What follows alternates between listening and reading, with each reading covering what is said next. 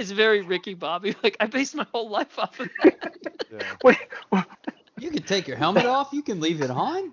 It's fine. They wouldn't make him to come off if we could never take him off.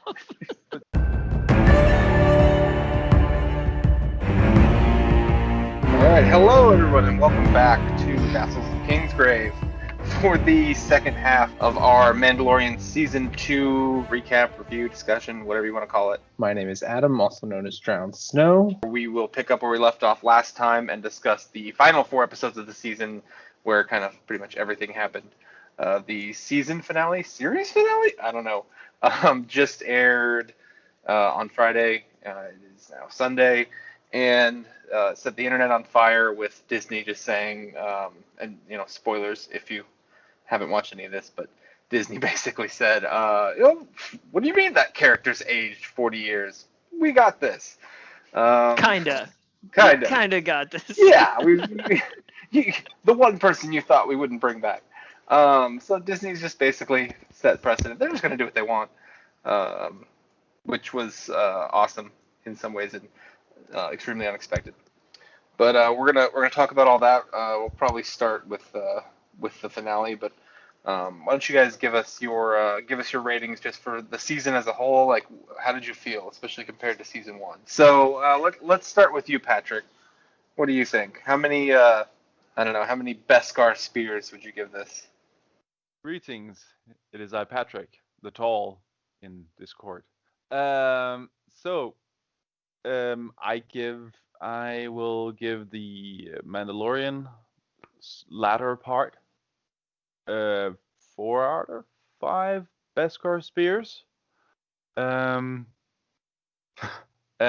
maybe the whole series as a whole, because I wasn't on the last one. Maybe the same, I think. Yeah, maybe the same.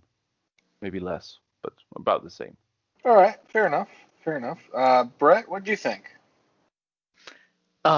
This is Brett, once White Raven on a forum that used to exist, but maybe doesn't anymore.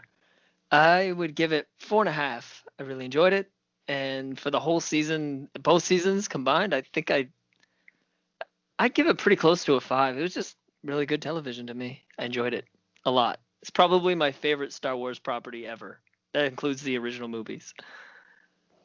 Now, see, that's saying a lot. That sounds like a 5 to me. Well, compared to other Star Wars, it's a 5. Compared to like everything that has ever existed, it's like a 4.5. Is that okay? I'm not sure if it's okay, but it's allowed. You don't get to change people's ratings, Adam. Hey, he asked me. I wasn't gonna editorialize that, but yeah, no, that's great. I get what you're saying. Kevin. Hi, I'm Kevin, Nuncle Kevin on the forum or Discord, wherever you find me, I'm your Nuncle. I would give the second season as a whole probably 3.5 Beskar spears, and the second half I would give 2.5. I kind of found a lot of episodes to get boring in the middle. Not a lot of suspense because there's just not enough characters, so there's no risk of death. I don't know. I'm sorry to everyone. No, Moff Gideon was on this cast.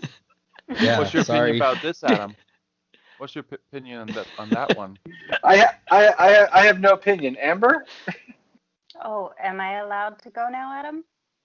Whoa. It's my turn? Okay. I just want to make sure. I don't want to overstep.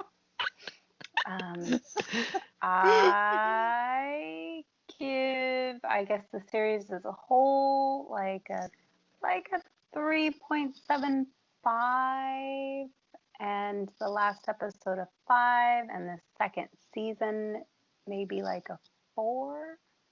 I really, really enjoy all of them when I'm watching them, but a lot of nitpicks, and not, aside from Baby Yoda, it doesn't really stick with me, but it's also lots of fun to rewatch. So what did I say? I don't remember. 4? Something like You said 3.75. Like We can round it up to a 4 for you. Yeah. I think 4. I changed my mind. 4. So this is interesting because you get people out there that are talking about the show as like, well, No, I didn't say people. I said you get people. There's a difference. But just like you get people that are saying, well, when Baby Yoda's on the screen, oh man, I need more Baby Yoda. And then you get some people who are just like, I'm so sick of Baby Yoda, which I don't know. So it's just it's interesting to kind of hear both perspectives of that. I mean, I would probably give this second season like a 4.75. I really enjoyed every single episode. I look forward to them when they dropped. They were super exciting. At the end, I wanted more. It's not perfect. Like there's some cameos that maybe are not. I don't know. That we'll discuss. But overall, I mean, it's like the best thing we've gotten from Star Wars in who knows how long. So, yeah, super excited. Yeah, I mean, look, they're just. I feel like I don't know, especially after what we got with the sequel trilogy, which it had its highs and lows. Like this just feels like you've given someone kind of free reign in the long form, and they're showing you like here's what you can do with Star Wars, even kind of in a tucked off part of the galaxy, which is kind of cool. I That's appreciate something I expected. I appreciate that they didn't have like episode length constraints. Like it was like just do whatever you needed to tell your narrative arc for that episode, rather than trying to like bloat them up to make them like 44 minutes or whatever normal episodes are, or bring them down to like 27, whatever shorter episodes are. I agree. I was going to mention that because when one episode's 45 minutes and another's like 26, and I still feel like I got 45 minutes of like content, I'm like, oh, was that really that short? Like, it shows that they're doing a good job. Otherwise, we'd just like have more scenes with Mando sitting around figuring out how to drink without taking his mask off. Which they did show us this year. They showed us a little, I guess, joint there in his helmet, which is pretty cool. But anyway, let's get into it. Let's start with the finale since that's just what aired, and then we'll cover all the episodes. We'll go through it. But do you guys feel that this was an effective finale? Do you guys think this was a series finale? Because there's been a couple of, I guess Pedro Pascal kind of tweeted a thing, just being like, hey, thanks to everyone, the cast and all that, which to me just seemed like saying, hey, we did it, well done with the season. But also, like, there's a lot of people saying, well, where does the story need to go at this point? So, I don't know. Like, do you think Disney's going to give up on this, like, ratings giant, or you think we're for sure getting a third season? Oh, come on. It's yeah. I don't for a second believe that that we don't get Pedro Pascal for the next season as well. And even if we didn't, would you notice? Yeah. His sultry voice, man. If you're just going by tweets, his body double or whatever, like, tweeted very explicitly that, like, don't believe what you hear, and yes, he's going to be back, and I don't think it's really a question that there will be a third season with him. Well, I think we can talk about this for a brief second here because I don't want to give too much time to it, but there was a big rumor before the season that like Pedro Pascal threw some fit and like hated Star Wars, and like they're like, don't be surprised if halfway through the season Mandalorian's just not in it anymore. There was some sort of like stupid rumor like that, which of course didn't happen. So yeah. Also, the whole end credit thing also sort of lends some credibility to those people who thought that might have been a thing. The Boba Fett show, or they thought the book. Yeah, exactly, the book. You thought maybe it was going to transition to Boba Fett? Yeah, because he's technically, well, in a broad term, he would count as a Mandalorian as well, right? Yeah, that's an interesting thing because they like he was basically in the original Star Wars what we're introduced to as kind of the concept of a Mandalorian, and like there's all kinds of comic books and books featuring him, and they kind of went out of their way to be like, well, no, he's not a real Mandalorian, he's like Mandalorian-esque, I don't know. I mean, I don't know that it really matters, especially since they've established that a lot of the Mandalorians aren't necessarily people born Mandalorians, especially now that their society is kind of spread across the galaxy after whatever happened to their planet. Their planet got glassed. I do think, I mean, like Boba Fett was extremely insensitive. She's like, we're gonna take back our planet, and you're like, there's no planet left. What's wrong with you? Yeah, do you want to go pick on her about Alderaan next? I mean, it's like, I Right. mean what you're saying. We did. Oh, that's another good one, Brett. Is the finale opens up with them hijacking a Imperial shuttle, a Lambda shuttle, and there's some like survivor of the Death Star somehow, whichever one, I don't know, got away. My guess would be He's on real the Death salty. Star. He was probably on the Death Star when it destroyed Alderaan, but he was probably on He a got mission somewhere transferred. else. Yeah, he was on a Possibly. supply run and came back just in time to see it blow up. Well, he Or was a just pilot. one of the fleet. So, I mean, assuming, Yeah, no, yeah, possibly. He was But- the TIE fighter Darth Vader ran into. He's just like, you murdered millions of people on our death ship right after we blew up billions of people. Hey, those were terrorists. It was okay. That's right. All That's of right. He's like, it was worth it to see terrorism ended, and I'm like, except the rebels seem to get stronger after that. I don't know. It was kind of a, there's been a lot of these like kind of little tongue-in-cheek call-outs, which some of them are really fun, and some of them are like, whatever. well, John Favreau, that's the side you want to take now. We all remember Iron Man 1. We all know what side you were on then. Iron Man 1. What is it you're referencing? Just how that was like basically U.S. military propaganda piece. Oh, well, I mean, yeah. Any movie that has to have, military assets in it, unfortunately, has to sign off on approval from the military for certain things. But yeah. How much does it cost to build a Death Star? I think the Game Theorist did it once. Yeah, I've seen a few good videos on it. And yeah, it would be the theory is that Fucking something like- expensive. Gotcha. yeah, something like if both of them were to be destroyed, it would basically put the whole galaxy into some sort of recession. So yeah, that is. You can't just keep pressing credits all day long, okay? There's consequences to that.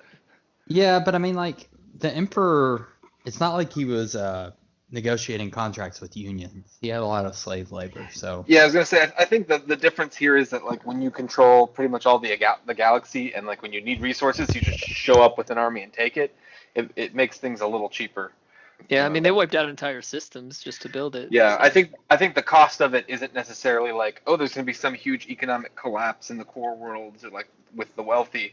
It's that like the decimated populations of the planets where you steal the resources. I think that's the cost of it, because you just take what you need.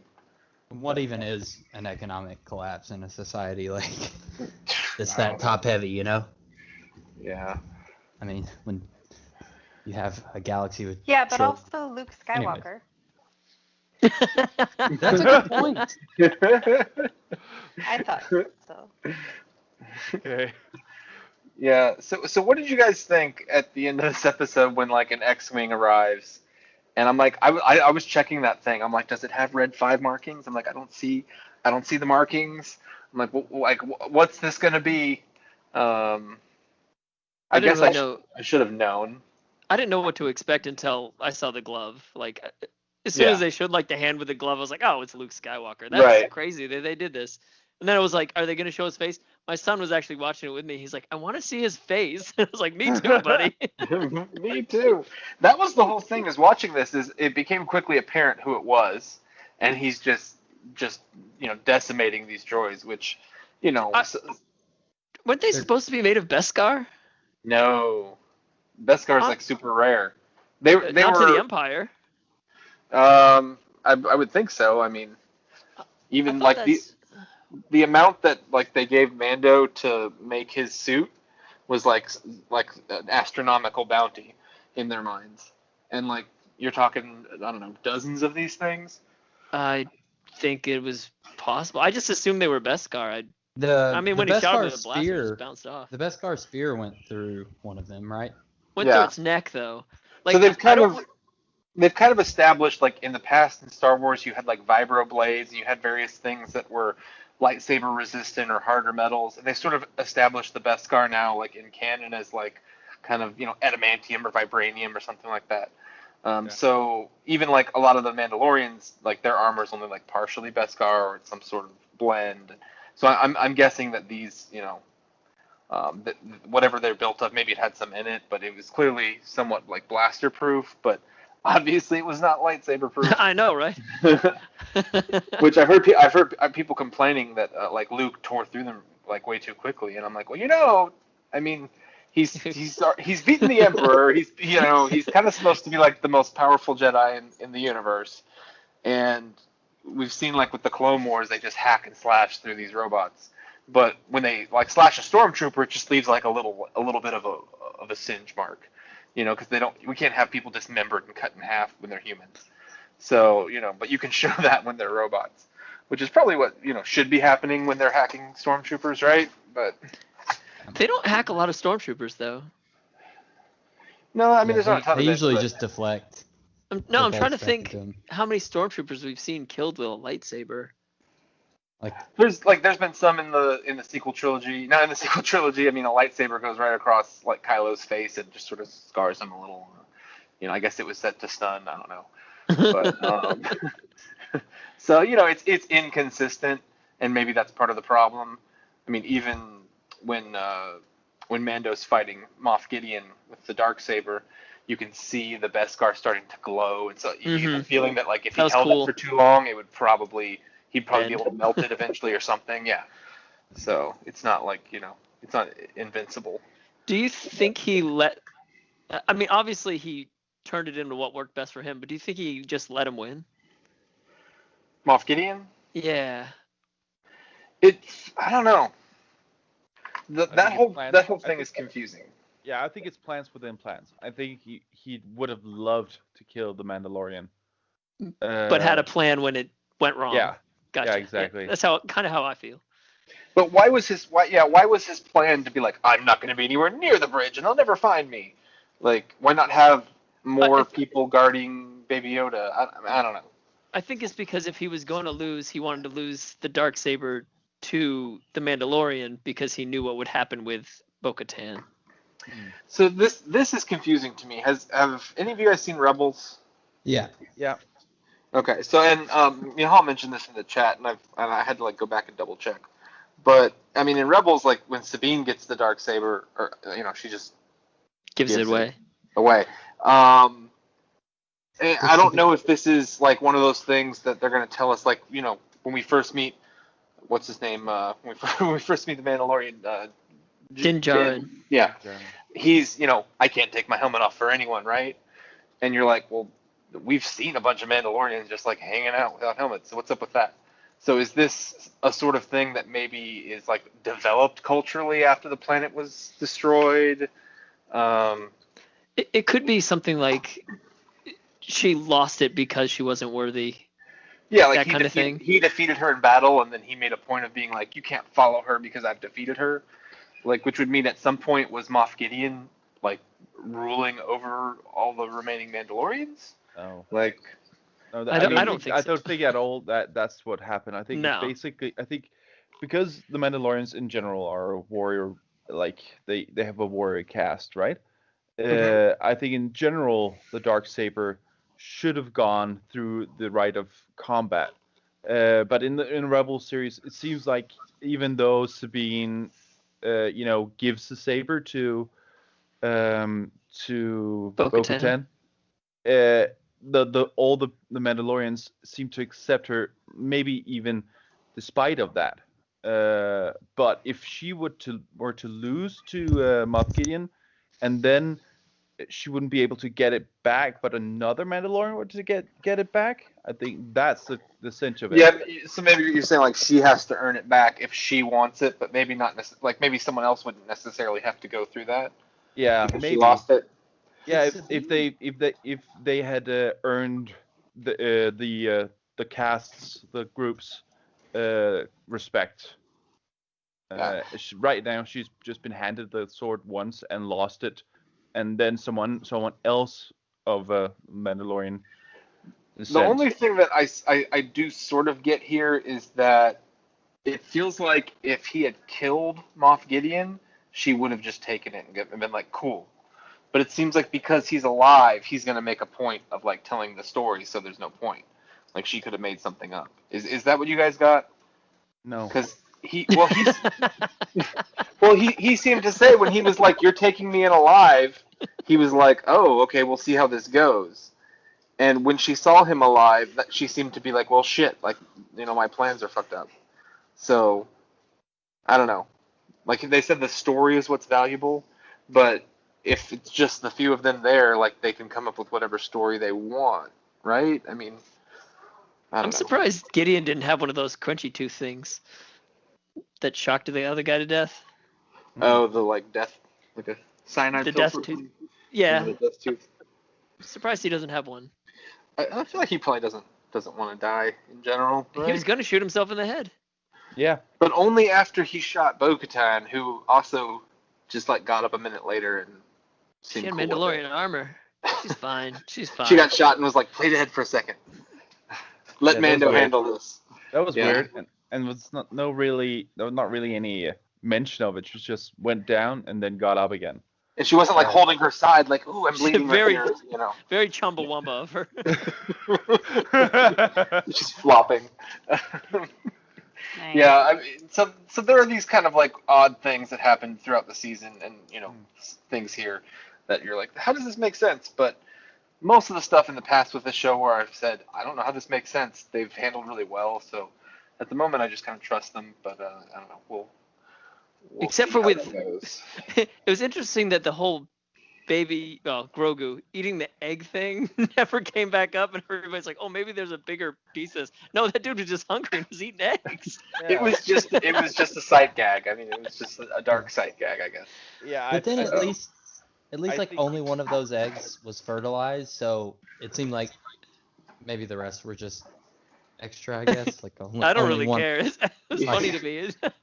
Yeah, I don't. Yeah, I did find it funny that there was like outrage, but I I did thought think I did like Zach's idea that like maybe Baby Yoda, maybe Grogu here is starting to get dark. Maybe he's learning killing from our boy the Mandalorian here, and it's he's gonna have to face that at some point. But Do that you think didn't happen. Do you think at any point he's gonna like look at Luke Skywalker and be like, "Dude, I've had more training than you have. Okay, so just relax."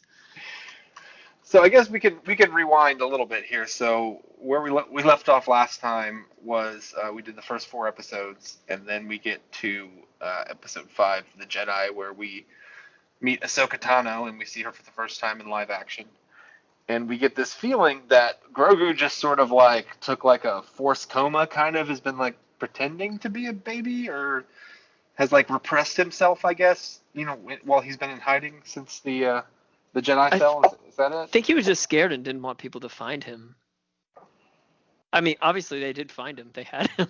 But Yeah, Somewhat, but yeah. like They thought he was valuable, so. but like Adam's referencing that Baby Yoda hasn't like developed because this he is hasn't now developed what? like he can't talk. He's still Yeah. a baby. Like I still assume kind of that a was baby. I assume that was race related, not like Yeah. Which doesn't make any sense, and I've Why said not? this so many times, like, because no species that's a baby for like 80 years would survive, right? well, how many have we Unless seen? you're a 2? force- Maybe they didn't. Yeah, unless you're a Right. Force baby. Yeah, unless they're all just Force babies. Yeah. Maybe they come from a peaceful planet. Force baby gets tired, which is always so cute. Like when Moff Gideon made him exert himself. Take a nap now, baby. But it did seem like that what Ahsoka was saying when she's like, "Oh yeah, I understand him. We're chatting. His name's Grogu." You're like, "Wait, what?" Not what I expected. It did seem like what she was saying was that he had maybe cut himself off, or he had repressed himself in some way. So I don't know if that's just like with the Force, or if that's with his development in general. I thought it was just the Force. Yeah, I mean he was a youngling in the temple. That's all we know. What if they start out just communicating through the Force, that race? And then- like they communicate with each other very easily. You mean? yeah, That would- Yeah. Perhaps. I like that. Yeah, that's a And good, then that's a good idea. after like mental development and everything, they can maybe, or just training, they can start speaking galactic common and stuff. And that's why how- Yoda had such a hard time. Yeah, I Well, think that- so. There you go. That's perfect. That makes sense, honestly. Like, Speech if is you their think- secondary communicator. Yeah, I was gonna say, if your communication is like primarily thought, then it would make a lot of sense that your sentence syntax would be terrible when you actually learn to speak. Yeah. So it's like 100 years later, Yoda learns to speak, Galactic Basic or whatever, and Just 100, dude. Um, He wouldn't even be that old. yeah, well, I don't know. 100 would put him in like a toddler. I'm just saying, like at some point, he finally like branches out and decides he needs to learn to speak, and that's why it's that weird broken structure. That's actually a great idea. You're Thank so you. smart, Patrick. Sometimes, not all the time. You made up Well, for I Jack mean- not being here. Way to go. It's a very basic but plausible explanation that we've seen before with the whole he doesn't take his helmet off and like suddenly there's one line of dialogue like, oh, you're part of that weird sect of cult people, and you're like, oh, cool, okay, it explains it all. So what did you guys think about, because the first, we got Luke Skywalker coming back here in the finale, but probably the first moment in this season where the internet went crazy was Ahsoka Tano, which I think we all kind of knew was coming. Besides that, she She's- was awesome. She was awesome. She was one and done. I feel like from that point on, the episodes were pretty dark, like not like necessarily in tone, but just hard to see. I didn't feel that I way, had to- but I had to turn my brightness up, but maybe you're just getting old, Adam. Filmed by Dan and Dave. it's possible. Watching that episode made me think of The Long Night because I had to I couldn't see hardly anything. I had to turn it way up. But I'm sure that was intentional. But those were our first. I don't know. That was our first lightsaber combat in the show, right? Mhm. Which some people say they like the show because there's no Jedi. It depends. If you consider Moff Gideon on, fighting Jedi. the door on his TIE fighter, I think there's... Yeah, I don't think cutting open the door counts quite. The door. That's why he did that at the end of the first season, and I'm like, okay, did this guy just find the blade and he keeps it in his pocket like some idiot, or does he actually have a shot at using it? But I did think it was funny though in the finale when he's like, oh, the blade has no power, and I'm like, I disagree. But I thought Ahsoka was cool. Troopers. I think part of the reason Ahsoka is always something cool to bring in is she sort of represents the reforms that the Jedi needed to do when they were at the height of their power. So I think it's always cool when she swings around and you're like, oh yeah, someone had some good ideas that might have helped before they fell and she got ignored. But she's still out here having good ideas, and we like when she Yeah. shows up and other things.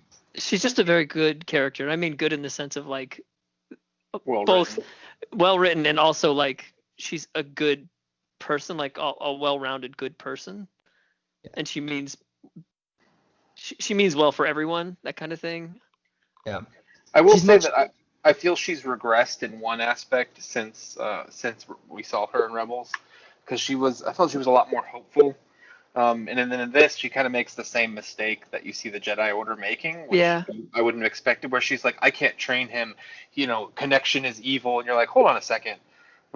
Wasn't a big part of why the Jedi Order ran into problems, because they were like, don't love anyone, don't have any connection, instead of teaching them how to have healthy connections and how to still manage that. But I think after learning that Anakin became Vader, I think that kind of messed with her. I wonder if did she ever confront him on Rebels? I never saw the show. She fought Vader in, I think, the end of the second or Season. third season. I forget what it Yeah, was. season 2. And then she gets stuck in a time bubble. It's hard to explain, but Yeah, that's how They she didn't- finds out who he They was. didn't have a talk though. Right. Did she They know? didn't She knew it was him hash though. it out. She figured it out. She figured it out Yeah. during the fight who he was. She didn't know who he was going in, Okay. and they never met after that. So And this is As far definitely as we know. before yeah, Rebels. So she's still kind of figuring This is things before out. Rebels? no, Yes. no. This No, this is show doesn't afterwards. take place before Rebels. So the end of Rebels like takes place like right at the end of Return of the Jedi, Yeah. like maybe a little bit afterwards when the Battle second of- Death Star is blown up. But most of Rebels is before the original film, is before A New Hope. That's For right. sure. Yeah. So this is all, I don't know, I think it's 7 or 8 years or whatever it is. Sorry. Yeah, past that's Rebels. right. That was during the Empire. Sorry. Yeah, no, it's all right. I mean, Timeline the timeline can get confusing, especially with what's canon now and what's legends and what Disney chooses to recognize and all that. So Also, there's some meta narrative with Ahsoka, and that she's also like part of the Dave Filoni storytelling. yeah, right. idea. He was that Ahsoka's kind of like his baby. Yeah, Yeah. and also how so Ahsoka was they needed a new character that could have some growth in the Clone Wars series. Right, So they a made character you didn't know their end game. yeah. So he added Ahsoka and made her unlikable in the first season, and just made her better through the seasons. And I think maybe there's a communication there that also to the Mandalorians, to the Mandalorian watchers here, that this is sort of the same things that are going to happen. We do like Din Djarin, yes, but there's other characters that will evolve as well and maybe become, yeah, well, that's that sort of storytelling. And get their own Disney Plus shows. Yeah, for example. Because Disney's making like 10 Star Wars shows. Yeah. Which does worry me, but we probably It shouldn't does. talk about that here. It's not. No, I we think can it talk should be about it like at the its own end. separate thing. Yeah. Neither yeah. here nor there.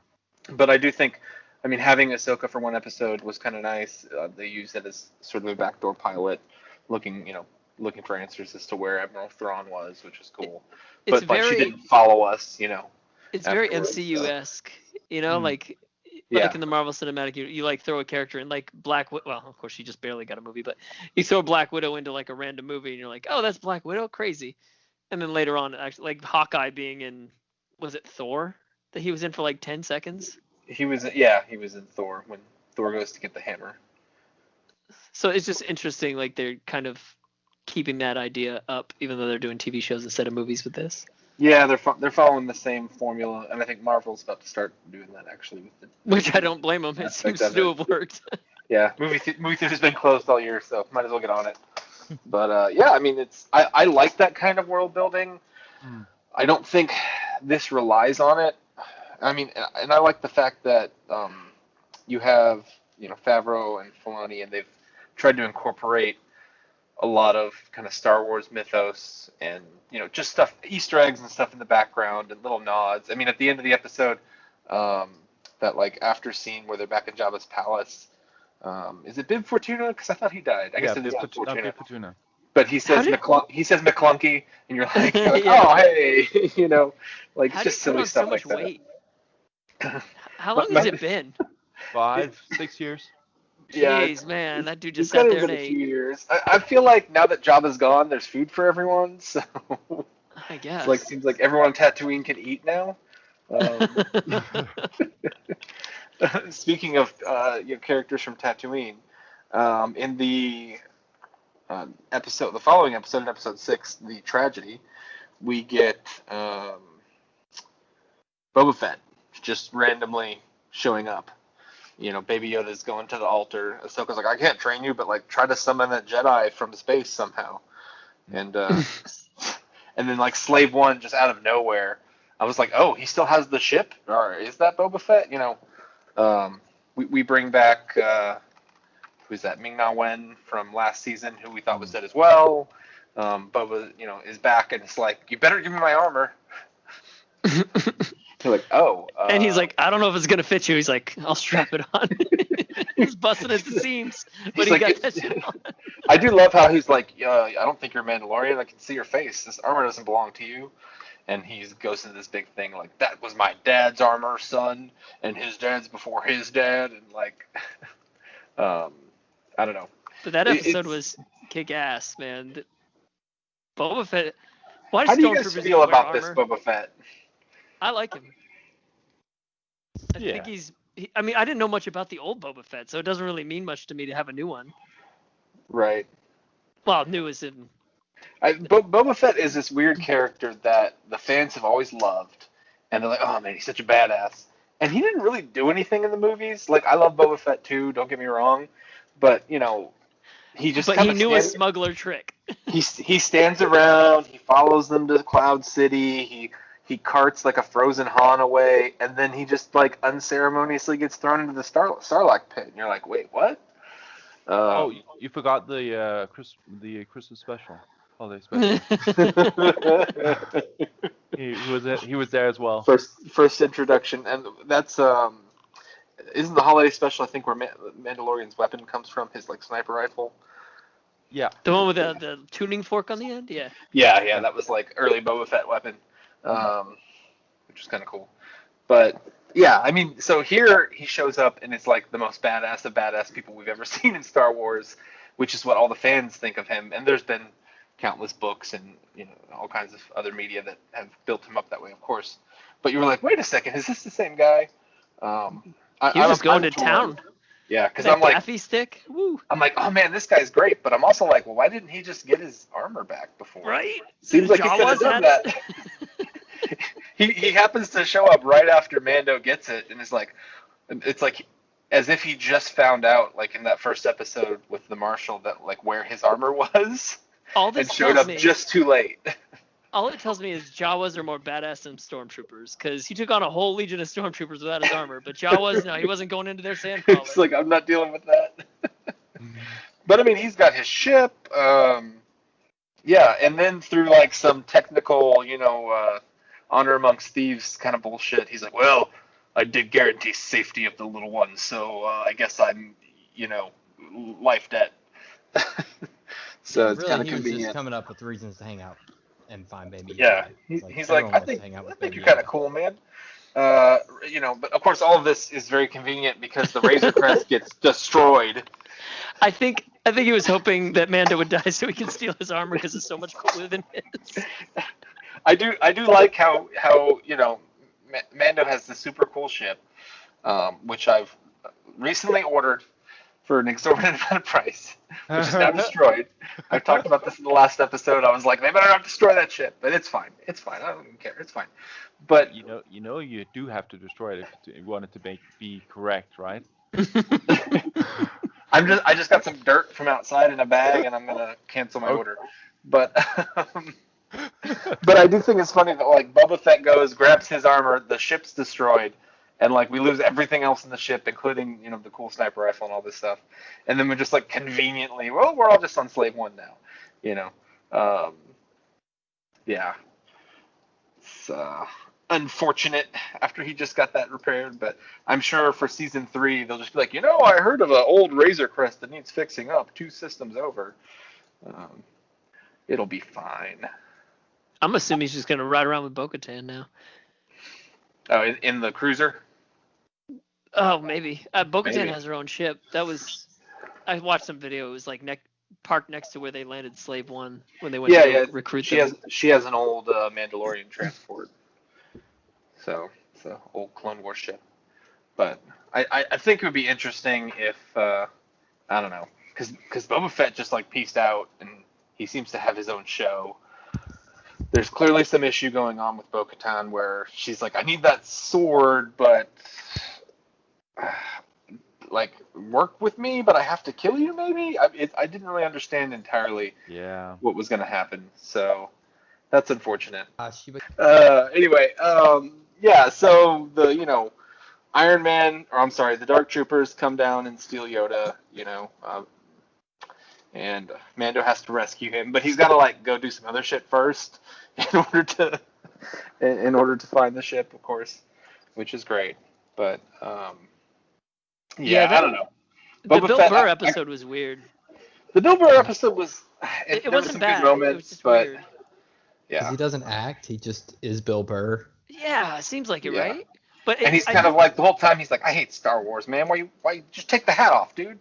I'm just here to find some way to say everyone's morally equivalent, no matter what.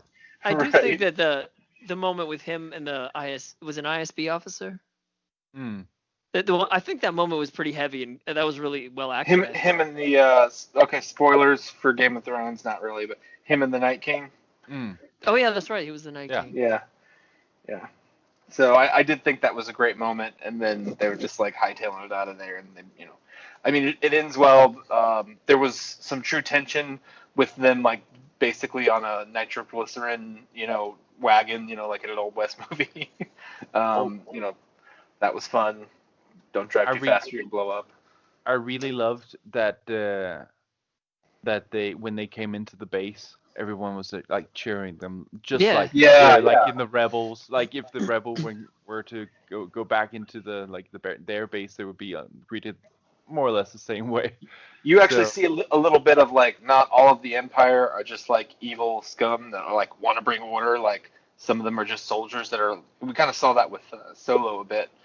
Some of them are just like happy to live through the day. So Or FN 218. right.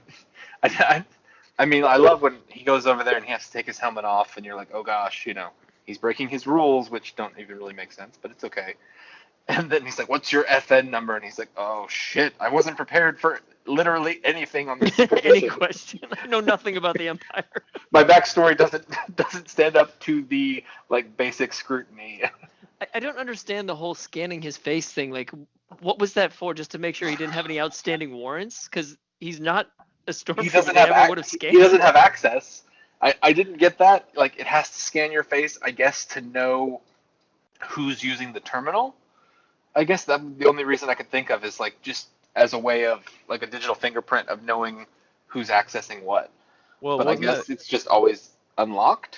wasn't there a scan for like before that as well? They talked about some scan that was the reason why only Bill Burr and the Mandalorian could get in. It's like there's some sort of scan that scans for anything like stormtroopers or like, I mean clone troopers and Yeah, outstanding warrants and stuff like that. there was some sort of like bio scan to make sure that you weren't on the wanted list. Maybe that's what that was Yeah, it's actually. basically the same thing. Just Because basically he had that USB drive that like really all you needed to do was put the USB drive in and that was Yeah. his like hacker tool. so maybe they have several of those, and that's just if you want to access the computer as well, you need to do that's the same bioscan again. It just uses up too much RAM to have all the faces of everybody Yeah. that's in the Empire on it. So it's just the wanted list is all we need. It seems interesting that like the concept of the Empire is like not super bureaucratic. Like, yeah, we'll let you access whatever, but we need to know that you do it. And if you access some shit you're not supposed to, we're just gonna hunt you down and kill you. Like, don't worry about it. Like, why would we waste time with like authorization? I mean, that kind of makes sense.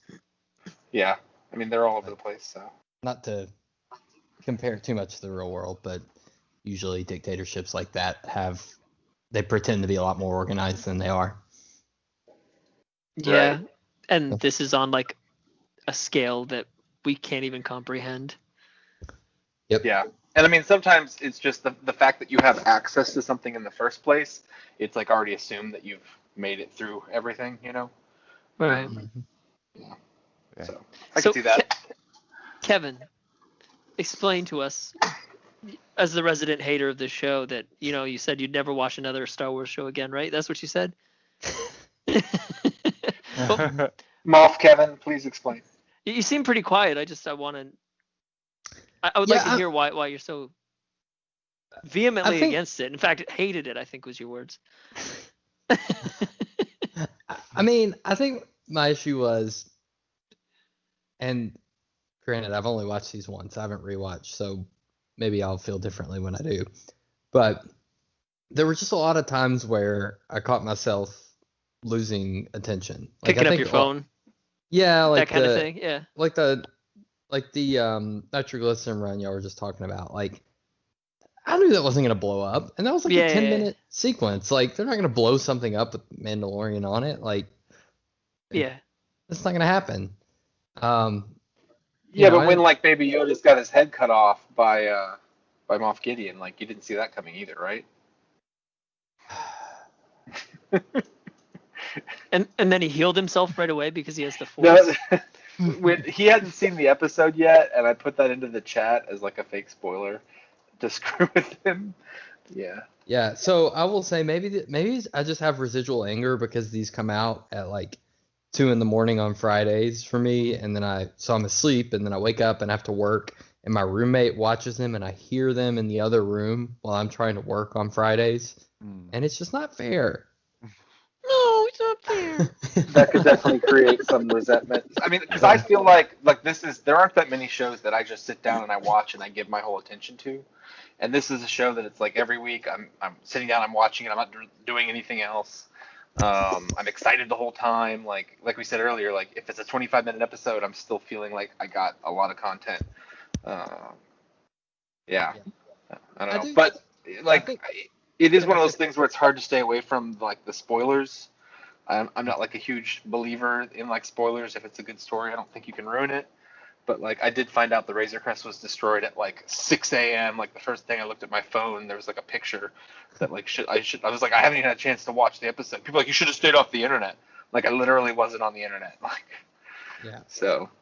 Well, I think anyone that's like, no one serious says that anymore, right? Like, should have stayed off the internet, like not to. Oh no, spoiled if Star Wars something's a date. fanboys do. Like, Okay. I Tag Zach? me in that tweet, and I will elbow drop every single one of them. I saw several threads in groups that were not like spoiler groups being like, how dare anyone be upset about spoilers? And I was like, I don't know if that's a great take, guys. Not everyone's going to be up till 2 in the morning because they don't have a job, you know? Yeah. So, kind of, I think this might help too when I was talking about the lack of suspense, but I think part of the issue for me is you've got this weird situation with The Mandalorian where, like, the side characters you care about are the ones you already know. Like, when Bo-Katan shows up, that's really cool. Like, it's Bo-Katan from Clone Wars, and Ahsoka and Luke Skywalker. Like, that's all really cool. But you also kind of know they're not gonna. You either know their fate or you know they're not gonna die in The Mandalorian. Like, how weird would it be if something like really serious to Ahsoka's character, or like she died or anything like that happened in The Mandalorian, right? Like, Well, she could have died there, I guess, because we don't know anything beyond that. But yeah. Yeah. I think, Kevin, I honestly think that George R.R. Martin has hurt you, and like maybe this is just like the A Song of Ice and Fire fandom. Like, well, the key characters aren't getting killed off. Like most fiction doesn't do that. We don't expect that, and like I don't know. I don't necessarily need there to be huge stakes all the time for me to still feel the suspense. But well, guys, yeah, I hated E.T. because I never thought Elliot was gonna die. No, I do understand what you're saying, Kevin. Like, especially if a character shows up and you feel it's like this token cameo because like nothing significant's going to happen with them in the realm of this show, so it almost feels cheap. I mean, to me, like I like these kind of in and out cameos if they're done well, and I think the best aspects of this show have been, I mean, from the very first episode, they flipped the script on us with this like tough as nails bounty hunter he's going to be the badass Boba Fett never was, and the first thing we see is him protecting a child, and then basically like falling in love with this child and wanting what's best for the child, then letting the child go. Like the emotional beats coming from someone whose face we almost never see is very surprising and compelling, I think. It's not like, I mean, I guess this season we didn't really see any characters die, but like the mechanic guy died, and the IG robot died, and that's true. Yeah, there were more in the first, and I'll say, like, I think they could have offed Cara Dune or something. Some of the characters that survived the first season were maybe the less compelling ones. And I'm bad at knowing their side. Like, is that because you didn't know them though? That's what I mean. Like, I think, like, I don't remember the name of the sniper. I don't remember, like, Boba Fett's sniper. I don't know her name. Fennec, what is it? Chan? Fennec Shan or something like that. Like, not much of an impression. But yeah, like when was she gonna leave an impression? I know. Well, that's what I'm saying. Like, but she had a lot of screen time, right? Like, her episode last season was good, but I didn't think I'd ever see her again. So I kind of half expected her to die in the final episode. You know, some sort of sacrifice or whatever. So she's The actress that plays her, she's like 57. She can get it for 57. Wow. I'm just saying, she's doing Is really she well now? for I mean, herself. yeah, I she's think it's great. 57. She's up there. She is, yeah. I, Ming-Na Wen is 57 exactly. I remember looking up You think? during Agents of S.H.I.E.L.D. and I was shocked. Yeah, I mean, because she was great on that show for so long, and she was like the most badass character on the entire show. You know, so. So Brett, how much have you stalked her? Well, I don't want to talk about it because we have like a court case going on, so I don't want to admit to anything on the internet. It's just something that's going to be published. Cool. Yeah, it's Fennec Shand. Her name's character. Which Star Wars characters have a tradition of having like some pretty janky names sometimes. Like who is it? Like in Episode 2, Obi-Wan goes to meet his friend at the diner. It's like Dexter Jackster. You're like, oh, what? And he's got like 4 arms. Oh, hey, I'm grilling burgers over here. You're like, okay. In my 50s diner. Yeah, right? On Coruscant. But, you know, that's like the kind of cheesy, hokey stuff that I think makes Star Wars fun sometimes. And then you get the, you know, the pew, pew, pew, and, you know, Luke shows up in an X-Wing, and you're like, what? I think what makes this show so good to me is I can tell the people that made it love the material, and they want to stay true to it. Unlike kind of with the post trilogy things, like the third trilogy, I feel like the people who are making it didn't really care about Star Wars so much. I mean, I don't know if that's entirely the right way to put that, but I kind of agree, especially when you get to the fact that like they didn't have anyone like masterminding the whole trilogy or like making sure it all worked. And then you get to the second movie, and the second movie was all about we've got to subvert and make it different. And a lot of the fans hated that, and there was a lot of issues as to why. There was also a lot of good stuff about The Last Jedi, but it did feel like we're going to show you what Star Wars is like for not for Star Wars fans. And I think we're seeing with The Mandalorian, like Star Wars fans are like, well, this is the Star Wars that I've had for decades, and this is the Star Wars that I enjoy the most. So Yeah. Well, and this will maybe come across cowardly because I don't want to wade deep into these waters. I don't think it's the time for it, but the fact that there just isn't a culture war around these, like these are not part of the outside culture wars the way that the trilogies have gotten drug into. I think part of that, I think that's part of the reason that people on all sides of that culture war are just happy saying we like this, and they're happy to have a break from it all. Yeah, exactly. Yeah, I can see that. Yeah. But wasn't Kathleen Kennedy on all 3 of the third trilogy? Oh yeah, I mean she runs was, everything Star Wars. Yeah, but, and she was directly involved in having some sort of like choosing the directors and stuff like that. Yeah, but it wasn't like with like Kevin Feige, or if you have like the Russo brothers, for instance, where they say we've got movie A, B, and C, and we've got kind of an arc we want to do. Like they have a plan. It was like, here's Force Awakens, here's the plan, and then J.J. Abrams just turned it over to someone else, and it was sort of like, well, what do you want to do? And then they figured it out. And, you know, the experimenting can really lead to some fun new things, but when you're doing like a defined trilogy, you can see how it leads to chaos by the time you get to the end. So.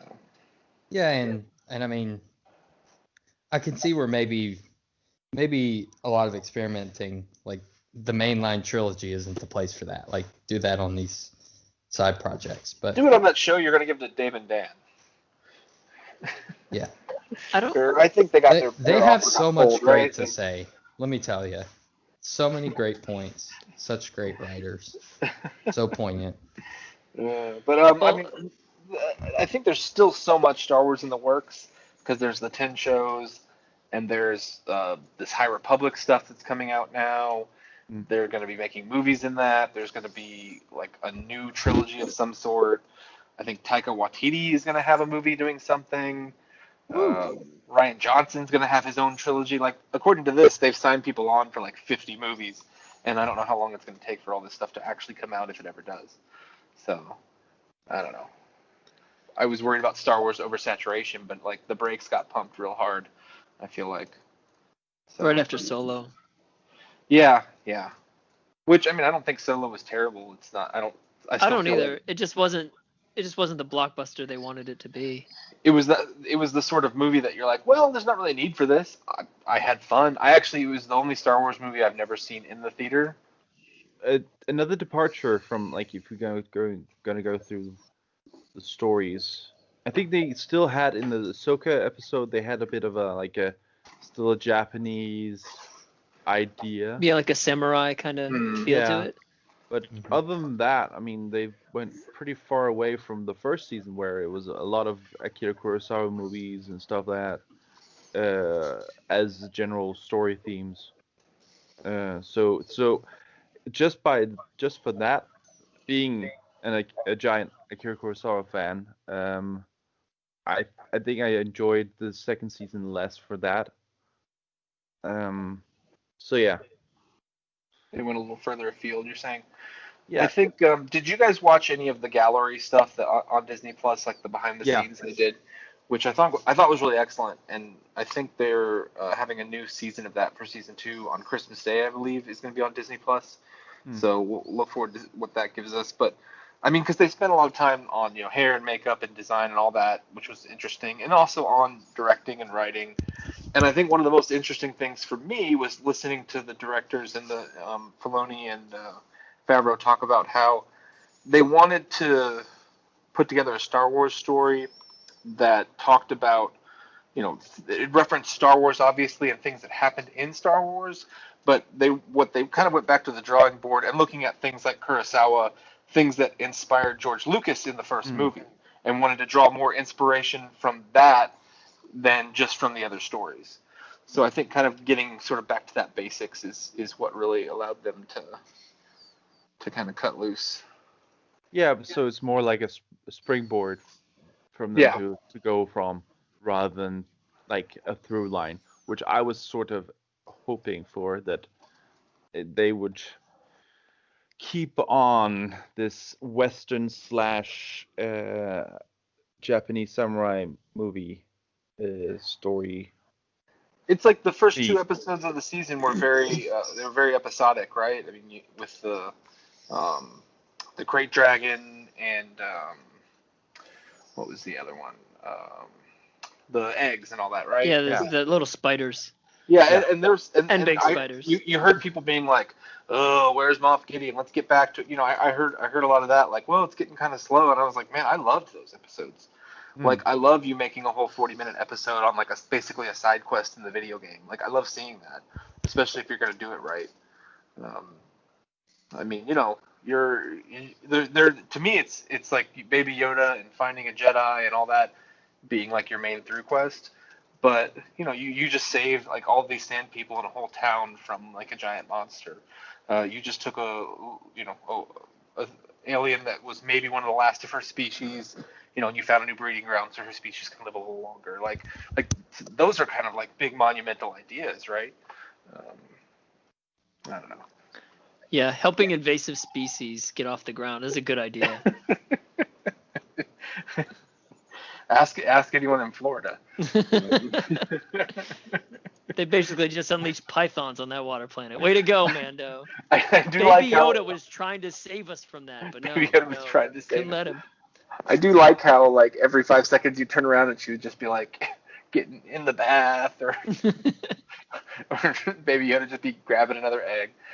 Like, I don't even begrudge Baby Yoda because we said before he's hungry, and you got to bring a snack.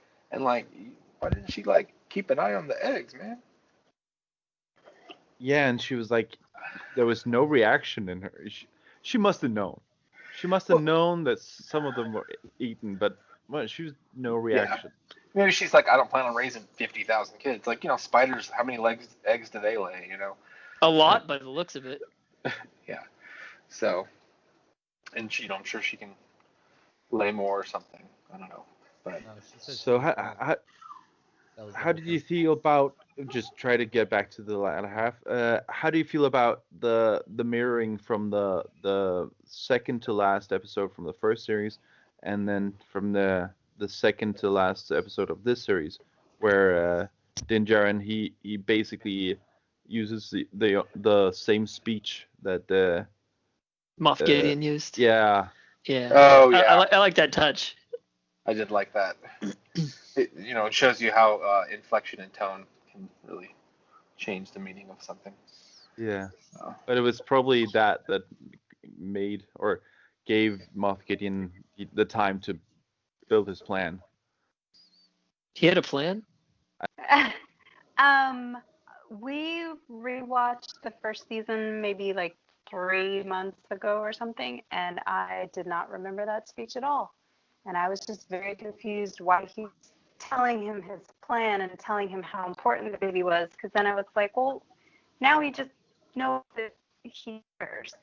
So I didn't realize it was the same speech until later, and then I realized it was pretty cool. That was his big evil man speech. Yeah, it was cool. And I think Moff Gideon's plan was to be surprised by this boarding of his ship and go hide in the prison, like activate the Iron Man. Like that was basically his whole plan. I do love how he was like, my whole crew's dead by now, but I knew that was going to happen. Like what? Well, he thought to a certain extent he was untouchable as far as having the Dark Trooper regiment. He thought they were pretty much invulnerable, so he could be.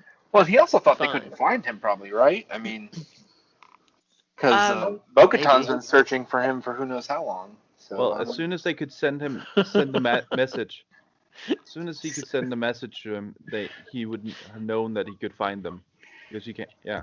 Oh, it's like he had his phone number, sort of thing. Yeah, sort of like. I was going to say, Bo-Katan is not a detective, let's put it that way. Sure. He found him in like 3 days. I love how she's like, we're not all bounty hunters. Some of us have a higher purpose. And I'm just like, so what are you doing here? Like, are you busy? She's just like, one of these days, the answer to Moff Gideon's location is just going to walk into this bar. And it did. Yeah, it literally did. Yeah, I thought that was a bit silly, but I don't know. So the show still has a budget. It clearly had a bigger budget this season, but we got a recreation of Jabba's throne room. We got a giant cruiser. CG Luke, which the first time I didn't notice this, but someone pointed out like he's like I guess used the Force to heal all of his scars. Like his face is like kind of baby smooth a little bit. I don't know. I don't like. I don't know if it's just like a Star Wars thing, but they always do a very poor job of doing CGI characters.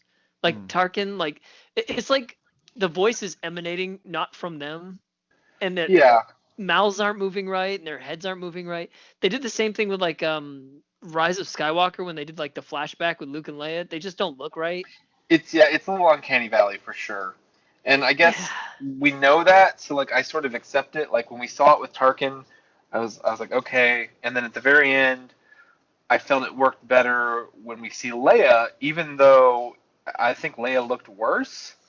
But like to me, it's like the surprise of actually, I didn't think we'd see Leia's face. I thought we'd just see her from the back, and I go, ooh, I know that's Leia. Then suddenly I see her face, and you're like, ooh.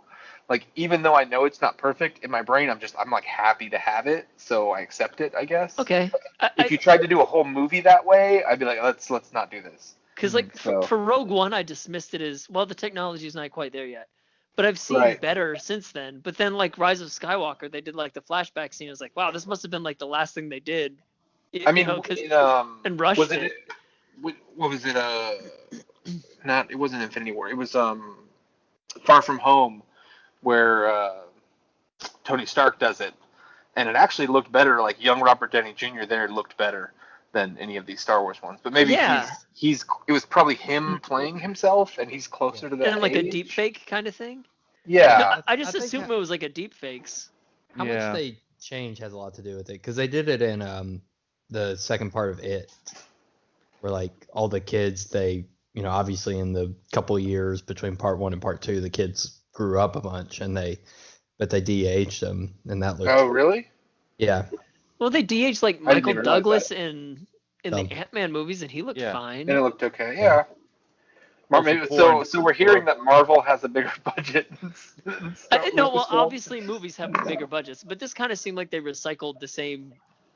However they did it, it worked better. The same EA game software they used for the Luke and Leia and Rise of Skywalker, they just brought it in for that. Please don't get me started on EA. So I feel like this is kind of like like the Baby Yoda reveal, like how Disney decided they weren't going to put merchandise out to not spoil the end of that first episode, and then got everyone talking, and it really worked.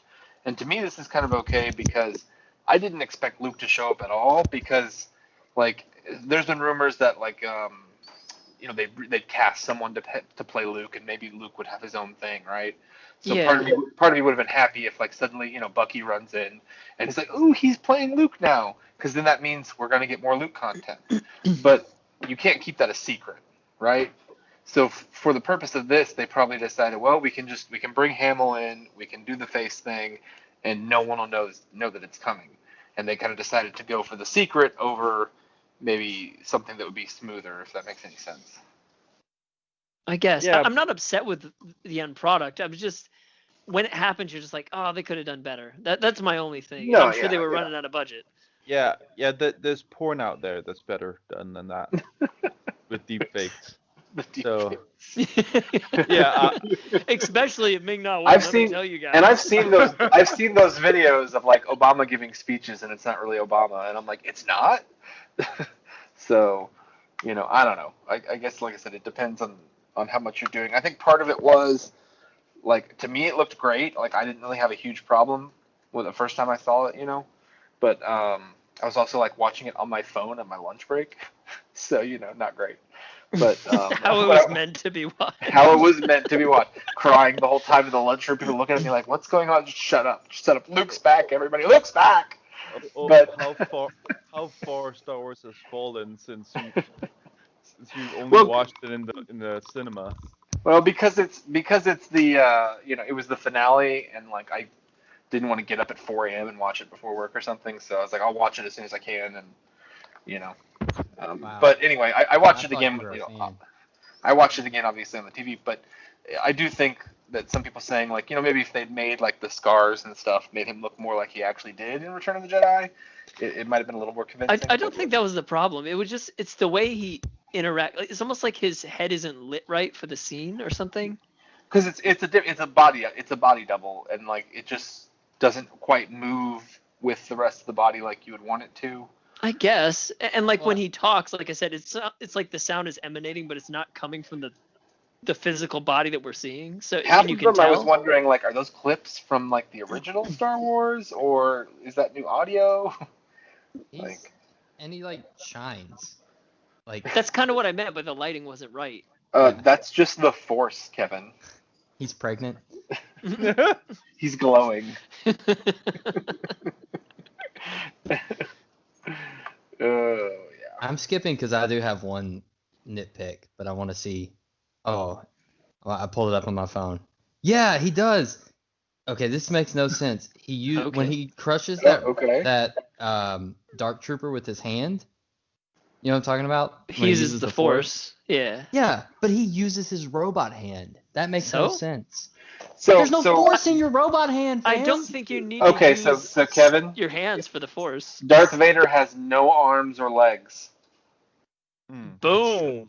I'm Oh just my gonna God. I'm just gonna point that out. Wow. But also in the ECU, his force is actually diminished because he's so much Right. a robot. Yeah. Darth Vader is like super powerful, but actually not as strong as he should be because he's missing a lot of his biological part. But Yeah. he still uses his robot hand to choke people because it's probably just like mentally. but you know, it's not like, about it's the the hand action. motion. No, Right. it's about the Force. Yeah. I don't think you need to use your hand to lift something. That is just It's just TV's way of showing, okay, they're actually doing something. Yeah. well, it and looks maybe it looks Jedi cool. don't like to like even said like none of them want to show off to the point that they just like walk in and things start moving without them moving their limbs. That'd be kind of Yeah, it's one of those things too where like Jedi were like notoriously, kind of like shit for actually like using the Force, especially when it comes to battle. Like when what is it? Episode 3, like Obi-Wan's fighting General Grievous, and then like he just like starts force pushing him and shit, and he's like, oh crap! It's like because the other Jedi in the past like never really did that because they're like, oh, that's kind of a cheap trick. And so General Grievous would challenge them and be like, hey, let's fight saber to saber. And he's got his like 4 fucking lightsabers. And they'd be like, yes, I'm honorable. And they'd all die. And Obi-Wan's like, no, I'm going to crush his heart. With Well, the and Force. I think so the one like of them. force. Well, like the canon logic or whatever is that in in lightsaber fights, two force wielders are like Constantly have like a blocking force. each other. They have like a force shield around each other to prevent the other from just throwing them. Yeah, like you see So when Yoda and Dooku fight, they shoot their lightning and shit back and forth, and they're like, okay, we're not getting anywhere with this. Yeah. The best part. I don't know if Yoda does anything when he the most badass scene in all the prequels, when Yoda walks in the room and the two Emperor's two bodyguards start to walk toward him and he just slams just him up against the slams wall. him. Yeah. I don't think he even moves. He just looks at him like, really, you guys? Yeah, I don't remember if he moves his hand or anything. I thought he did, but yeah. He might have twitched his head, just like you go Yeah, that way. they just he's like, it's just me, because that's Yoda. Yeah. Also, Not I baby think Yoda. I remember in the what do you call it, Jedi Academy and stuff like that, Jedi Knight games. I think Yeah. Kyle-Katarn said something about using push and pull on humans are also sort of iffy. A bit dark. Yeah, some sort of like dark doing that. Yeah, and then you proceed to use it the entire game. Yeah, exactly. You fucking don't care, man. That's cool. You're like, oh, that stormtrooper's near an edge. Yeah. It just flies off. Yeah, I have That those games never on gets Steam. old. I need to play those with my son at some point. Might go play Fallen Order right now. Yeah, it's one of those things too, where the dark side's so much more powerful, and they got lightning and all this stuff, and part of it is also the Jedi are like, well, I can create a shield and meditate real hard, and well, all of that other stuff is just very chaotic, and we're not going to use it. It's like they're over here doing a Bob Ross painting, and the dark side's just throwing gallons of paint on the wall. I wouldn't say they don't use it. Who's gonna finish first? Yeah, we're just gonna act like Mace Windu didn't beat the Emperor. We're just gonna pretend like that didn't happen, Adam. Well, that was. You tell me. Well, Mace. Okay, I'll nerd out. That's fine. So Mace Windu #1 is that's a saber fight, right? He's not really using the ton of the Force there, but also Mace Windu #2 was the most powerful duelist in all of the Jedi Order at the time, besides Yoda. And the purple lightsaber is he's the only one that has it, because it's denoted for someone that kind of tends to mix in dark shit. So. Well, no. You ready for this? Adam, that is racist. Damn it, Brett! Also, Mace Windu's style, I think it's called Sorsu is the name of it, that it channels the energy and fires it back at the Emperor, basically. It channels the dark and shoots it back out. So Nerds. he had an extra advantage. Yeah, check it No, out. for sure. What up, Zach? What up, Zach? Sure. You're not the only one. Okay, so back to these episodes. Yeah. Kind of ranged a little far afield there. How about the music that they played during the Dark Troopers emergence? When they all get it back activated. So The Iron Man theme. We go into some sort of Little dubstepy Star Wars theme, and that's it was very very out of place, but fitting for the. They were trying to get your heart rate up, I guess. Yeah. Did you guys feel intimidated? Did you feel like the Dark Troopers were imposing enough? Yeah. Well, we never really saw. We only saw one fight. Yeah, I mean it's the fact that only one got out, and it took him so much. It was so hard for him to get at them. I was like, oh shit. But once they all got out, I knew something was going to happen. I'm like, well, obviously no one in that room can handle this. So. Yeah, they killed one White Walker, but there was too many. That's right. There's no obsidian left. I did kind of think at a certain point I was like, these are a terrible match for a Jedi. I did have that thought before Luke showed up. Although honestly though, now that I think about it, the Darksaber with his Beskar armor, he could have just done the same thing, right? What do you mean? Well, Mando, basically, these things can't blast him because of the Beskar, and if he runs out with the Darksaber, he could just slice through them just as much as Luke did. So I guess, but if they grab him, I mean, that one was beating his head up against a wall. Well, the only right, reason because- why he's not dead is because that machine was too dumb to say, "Hey, let's try something different." It was beating him up against the wall, but he also didn't have anything to really. He was just blasting and it did nothing. Like if he had the Darksaber, he'd just slice it in half. I mean, Yeah, but he didn't know there was that. like 30 or 40 of them, out the door. So I mean, it probably would have not ended well. But I feel like the Darksaber would have cut through them just the same. So, Maybe. why do we even need Luke? Well, it? isn't it also because that Luke is like force sensitive and we don't know if Din Djarin is, so he could like predict how they are gonna move and Yeah, position block their himself. blast and stuff. Yeah. Yeah. But I'm saying like because he's wearing the armor, he wouldn't need to block their blast because it seems to be invincible more or Didn't their less. blast like knock him over though? Like it's hard to fight if you're always off balance. Did it, or was it? I'm trying to remember if they just grabbed him or that fight went so quick. But yeah, I mean, Well, he was getting his ass kicked.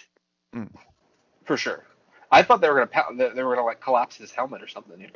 They should have. That is a well-built helmet.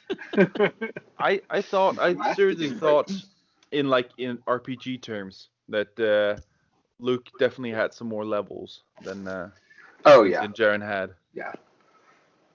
I mean, It's his like- cloak is like a +3 to deflection. Yeah. Plus, he had his hood on. Mm. Is it strange to anyone else that a lightsaber wouldn't have any weight to it?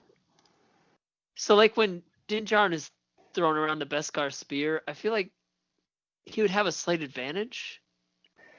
Lightsabers, like you always think that they're empty, but for some reason, like I don't know, George decided to make them like actually kind of pretty heavy.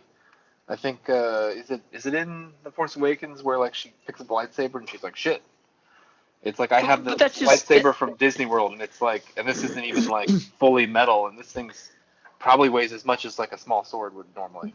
But that's know? just the handle. You wouldn't have any weight out at the end. Like, No.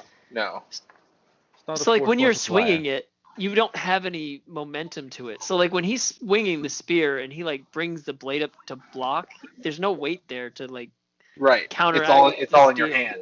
Yeah, that's what Yeah. you call a force multiplier. And it's when you have a lightsaber, that's not what it's for. It's not to multiply your force. It's to cut through stuff. Yeah, I mean, doesn't that make it more? It would make it kind of harder to wield then. You would think compared to like a sword, at least for a normal person. Like maybe that's why the Jedi use it because you don't really have anything to go off of. Like it's hard to make a balanced hilt that's gonna like balance out towards the end, right? Because it doesn't work like that. So. But I mean, the Darksaber also is like a thin blade, like it cuts more like a sword would instead of a lightsaber. Which Which like it is looked not awesome, common. by the way. Can we say that? Like, I know it has been around since last season, but it looked awesome in real life. Yeah, I like how it's just like a void instead of a light. Yeah, I do wonder how they do that kind of like black light effect on it. It's got kind of like energy swirling through it. And do you think this is the end of Baby Yoda? Like, No. we're gonna see him again? He's the golden fish. So He's many kind billions Emerald, of dollars emerald. to be made. Is someone gonna like go study Rise of Skywalker and be like, oh, he was there? I knew it. Like that's why she could push the lightning back. Baby Yoda was. There are so many like posts on the internet about how like Ben must have killed him at the temple and all this. And I'm like, that's like 20 years or more after this, right? So I don't know. I feel like So by he might then, even have been able Baby to talk Yoda's, by then. yeah, he might have been like on a walkabout at that point. I don't know. Taking He'd be out of freaking a Kylo high Ren. Are chair you and into a kidding me? booster seat. Are It's you one. kidding me? Kylo It's- Ren, kill Baby Yoda, get out of here. Like that's not even no. No, Like I'm sorry. it's one of thing those to be things. like, hey, Luke Skywalker's stronger than Baby Yoda. I can live with that. But Kylo Ren, no. We're done. Kylo Ren did some In the things call. I never saw from Luke Skywalker. Tantrum baby. Yeah. Yeah, I would say Stopping I would laser say bolts. nothing That's right. should be able to save Kylo Ren if he killed Baby Yoda. I think he should be immediately executed nothing by did save anyone. him. Yeah. He doesn't get to be a dead. Force ghost. And he had to wear that stupid sweater in Rise of Skywalker. Like fighting the Emperor in a freaking cashmere sweater. Did anybody else see I'm not the? Kylo Ren anymore, okay? I'm Ben. Did anybody else see the Return of the Jedi? How it should have ended? It's like a cartoon thing Yeah, a on long time ago, YouTube. yeah.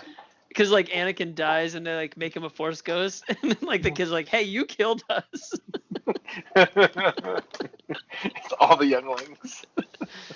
That's funny. Yeah.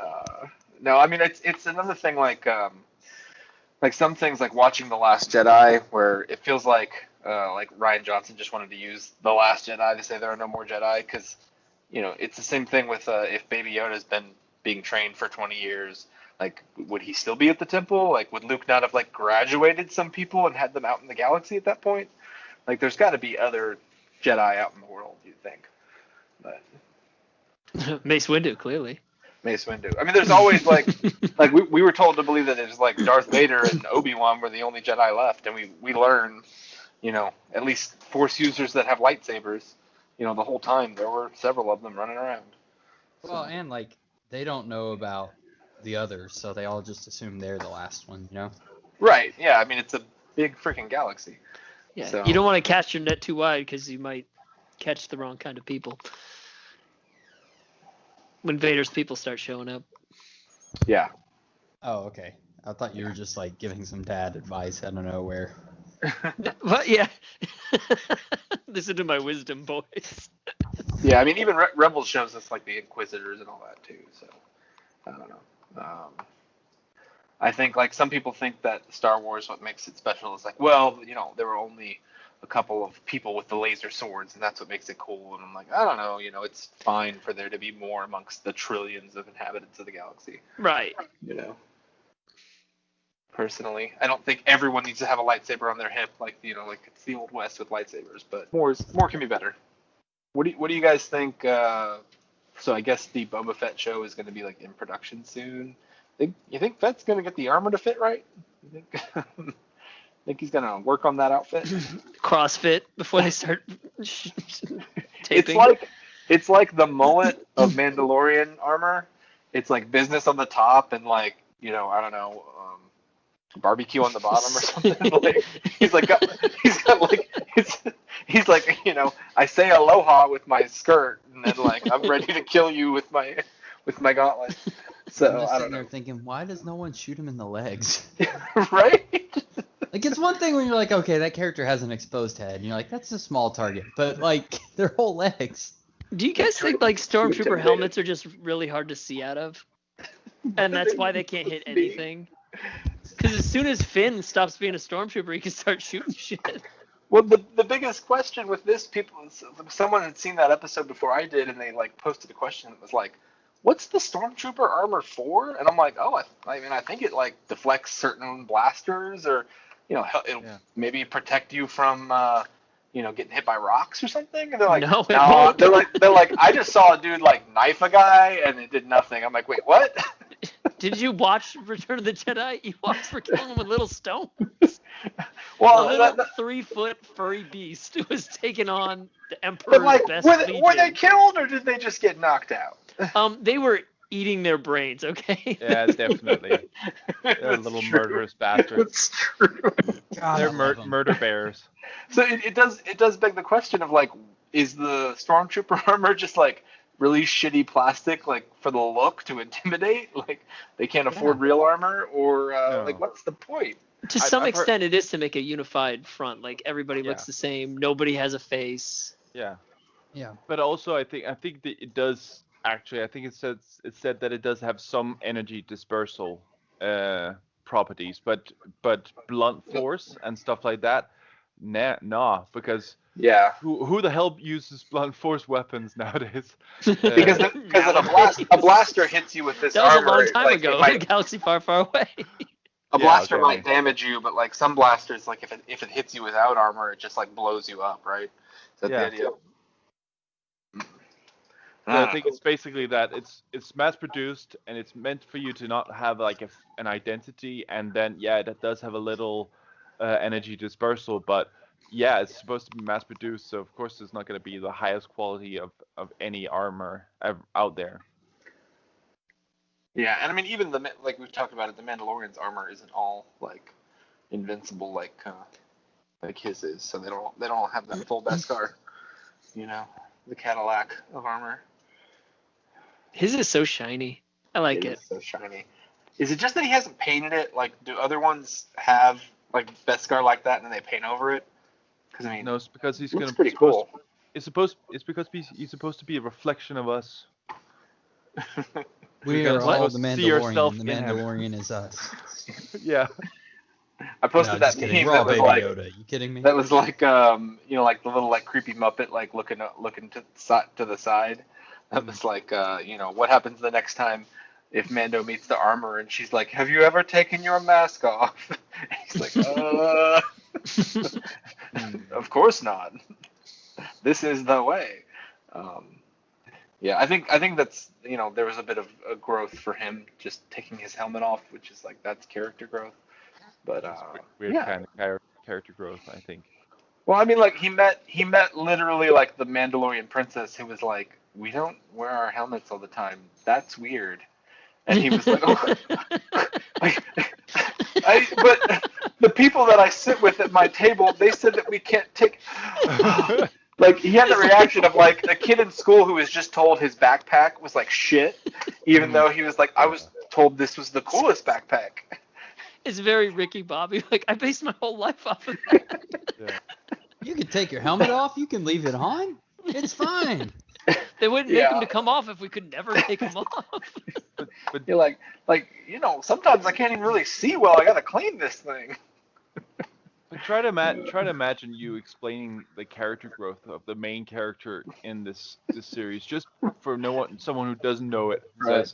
So the main character growth for this character is he gets to take off his helmet now. Has a phobia about taking off his helmet. Eventually takes it off briefly. It was kind of weird how he like this whole season seemed like he was learning to trust people, and at the end he's like, "I go alone," and I'm like, wait. I thought that this whole thing was building up to him trusting other people to do things. And then in the very end, he was like, "I'll go alone to get the kid." Right. It seemed really weird. Most of the people around him weren't worth trusting, so. And I think he has that code, which I mean they've reinforced this season. Like I mean when he meets the marshal and like instead of just killing him on the spot, he's like, okay, we can do like a bargain here, and like he does seem to have an honor code more so than the typical bounty hunter would. And I think part of that is not wanting to burden other people with his own quests, especially when he's kind of coming to terms with like he cares about Baby Yoda and that's kind of his thing, and maybe he doesn't want anyone else to have to assault an Imperial cruiser over it. I don't know. I think it's strange that he didn't try to go find Ahsoka. He was just like, no, these two will be enough to take on an entire warship. Almost. It was. You're right. It wasn't. It wasn't. I don't know. They had to show up and save him. I don't know that Ahsoka would have been findable in that sense, but Bo-Katan, like they knew where each other were. Well, yeah, I guess, but didn't it seem like she was? Yeah, I don't know, because it seemed like Ahsoka wasn't on that planet for long and wasn't planning to be there. She was only going to be there until she could get the information. But all I'm saying is she must have checked in with him because they did know where each other were. Communication. Yeah. Yeah. Oh, yeah. Okay. Yeah. Yeah. I don't know. But Bo-Katan could have been like, hey, I'm going to bring some more of my Mando buddies. Or weren't there 3 before? What happened to the other one? Yeah, what happened to that dude? Don't ask. It's like, we're not all bounty hunters. Like, right, but where are the rest of you? What are you all? Well, it was supposed to be all women, so sorry, you can't come. And where's Sabine? Why didn't they get Ahsoka? What? Sorry. It was just kind of funny to me to think that whether or not they were there, Luke would have showed up to get the child either way. So they could have just have been late, let him take care of that business. They wouldn't have had to buy, but... Maybe Luke was just following it, waiting for a good moment. He's like, no, not yet. Not yet. Yeah, because I feel like Luke, like, they didn't do anything to attract Luke, right? Like Luke was solely attracted by Baby Yoda. Did anyone else just want R2 to project Yoda? Project him? What do you think? He just got surely Yoda in his somewhere in memory banks? R2's memory, he's got a like have like a hologram of hologram. Yoda. Be like, look, it's cool. We know who Yoda is, and Grogu would have been like, oh, cool, because I met him because I was at the temple. But here's the thing. I mean, yeah, like Grogu knows Yoda, right? I think he recognized R2. Would he? But He but like- isn't it just like see here? Oh. See your daddy. He's dead now. Isn't that? We don't know it's his dad. That's interesting too, Pretty because sure. because R2 was around the temple all the time for He's years. a very prominent figure. I mean, he wasn't with Anakin. He was with. No, he was with Anakin. Yeah. He was with Anakin Yeah, almost you're all right, the time. Because he was Padme's, but then like he like she gave him to Anakin or whatever. So yeah, he would have been at the temple a bunch, like Well, like maybe every now and then when when Jedi Knight Skywalker showed up to teach some younglings, they'd play He with did- R2 or something. he didn't really trust them until R2 came around the corner, and then he like, oh, okay, it's Then he cool. was like, okay, yeah. That couldn't Are be you- possibly another droid that looks just like that because they didn't mass produce these things. Yeah, but with that color scheme, come on, that's a unique paint job. And then maybe he speaks R2. And we've all seen in Clone Wars what happens when you try to replace R2. There is no substitute. Mm-hmm. In Clone Wars, Yeah, there's one episode where where they get the evil droid. No, Anakin loses. Oh, where the one that's R2. like breaking. He gets that one that's breaking down all the time. Yeah. Yeah. Yeah, because there's a whole bunch of episodes about droids that don't go very well. Anyway, yeah. Do we have anything else to say about season 2? do you guys think, like, say Pedro Pascal is really done, he just wants to be, do you think they'd still bring the Mandalorian back and just not have him be the character? Yeah. Maybe not the show, but he'd appear in other things. Yeah, just be right. That I mean, Mandalorian, the show is done, but he could come back in the Book of Fett and just be. They could even do a whole nother season of the cameo. show, and he just doesn't take his helmet off, and like, oh no, I take it off sometimes, but I just don't make it now. Or do a scene where they're like, "Oh no, the Empire know your face now. You need to get it adjusted." No, I got it. Here, He shows up. He shows up. Take these death sticks while we do plastic surgery on you. He shows up to the armorer, and she's like, "Has anyone seen your face?" He's like, "I had to show it to some people," and she fucks his face up. And she's like, "It is time." No. She's like, "It is time for a new face," and there's just like a wall of faces. Oh God. No, she just jacks it up real bad. So then they just constantly put makeup on his face. They're like, "Oh, he's someone else." Jack into armor. Yeah. I do think that that they'll use this character regardless. I don't know if any of this stuff about Pedro Pascal is true because there's not been anything said about it. And now that the season is over, if he is like, I don't want to play this character, I'm sure we'll find out. But the rumor was that he wanted his face to be seen more often. Well, I mean, most of the time it's not him in the suit. Right. Like, it seems he- like such he a does- thick character to play. Why wouldn't you want to? Right. He does the voiceover, so you would think this actually allows him freedom to like not be as tied up with this show. He doesn't have to be involved for the entire production. They when they need him, he shows up and he does his voiceover, It's like- which he can do anytime. The guy that plays Vision, like he used to talk about how great the gig was to be Jarvis because he's like, yeah, they just Right. send me a script and I just have to read it. And then He's he like, I just go became into my Vision. room and call them. But then he became Vision, and he's like, the makeup I have to go through. It's like he has to make up for all that time where he had to spend no time on set. I was like, please kill me in Infinity War, please. And then That's he's the tragedy. Is like when you have a character that's makeup heavy and looks great and like is done really well, and you're like, oh, this is awesome. The character's, the actor's doing a great job, and you hear that they're like, I hope to never play or see that character ever again. It was living hell. You're like, well, now oh. they're just like trying to figure out ways around him having to go through all that. Like WandaVision, They're like, yeah, we'll have him in the real look for like a little bit. You remember when they first started doing the Iron Man movies, like a lot of the scenes he'd wear like mostly the armor, or he'd wear like a big portion of the armor, and by the end it's like they might put the chest piece on him. Like they used to Everything's like, CGI now. Robert Downey Jr. would talk about it used to be at least like from the top up, but he used to talk about how they'd like strap him into the helmet And at one point, eventually, he was like, "Can we just not do the helmet part anymore?" And so they just stopped doing it. Well, they in Endgame, like the part where they were like all walking, like the suits that they had to go through the little portal thing, they weren't even real. Like they weren't wearing. Oh yeah, That was all CGI. That's so with a crazy. T-shirt. Yeah. That's And good they can't CGI. get Luke Skywalker's face right. That's what I'm saying. Yeah. I mean, that one part in Endgame when Luke came out of the portal, he looked a lot more realistic. I wonder if they'll ever try to merge these universes. They could. They could do it. But they would have to go a long time ago. I mean, they're already merged. They're in the same universe, just different galaxies. Yeah. That's what I mean. That's what I mean. Like they could bring them together. I think that. I don't think it'd be cool, but I think it'd be cool. You know what I mean? But it would have to be like Middle Ages people or something, right? Because it's long, long ago, Brett. Yeah, definitely. In a galaxy far, far away. When you travel at light speed, time acts differently, so you never know. But to be fair, Marvel Comics have done worse, or I mean, at least as crazy stuff as that. So Yeah. they've mixed all sorts of IPs together, just because they can.